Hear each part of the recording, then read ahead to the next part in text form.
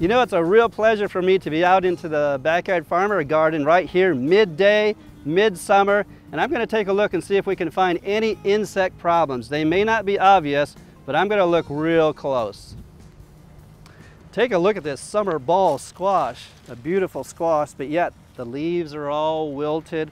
And look at this stem. It's just riddled full of holes and cracks and oozing, looks seepage of some kind. This is obviously the work of the squash vine borer. Something like this should have been taken care of earlier in the season when the adults were depositing eggs at the lower portion of the stem by the ground.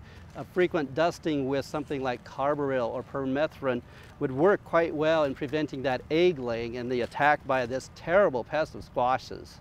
And over here we have some beans, obviously intended probably as a second planting, but maybe think about it as a fall garden planting of beans. And it's showing holes from the bean leaf beetle. We have a generation, the second generation of bean leaf beetles coming up, and they're going to put some pressure on these plants. So make sure that you're observant to their presence. Plant plenty of seeds in the ground during that thinning process, and you'll have plenty of survivors, and also apply an insecticide as needed to control the beetles while the plants are still seedlings.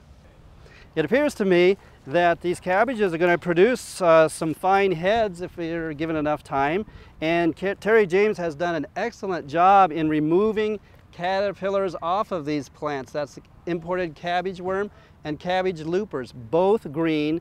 By the way, the adult is these beautiful white butterflies that are flitting around and dancing over the garden landscape here.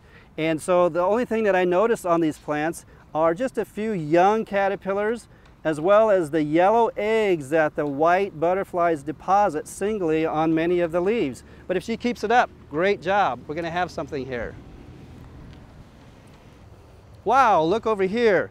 Here's some nice colorful dill blossoms. We got this texture, the fragrance. We also have an added bonus. There's several kinds of added bonuses here, in fact.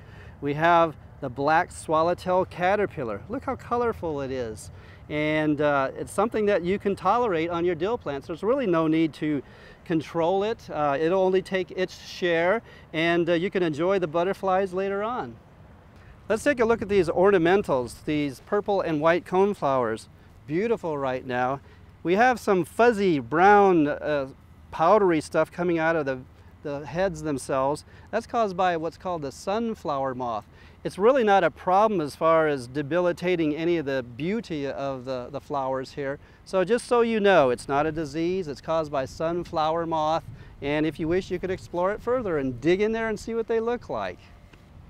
Overall, having looked at this garden, it's so enjoyable. There's so many flowers here. The growth is luxuriant. There's just a few insect problems, and it appears they've been managed quite well with the green strategy and minimizing insecticidal control. And so I'd encourage you to come on out and take a look at this garden while it's still in its full glory here in midsummer.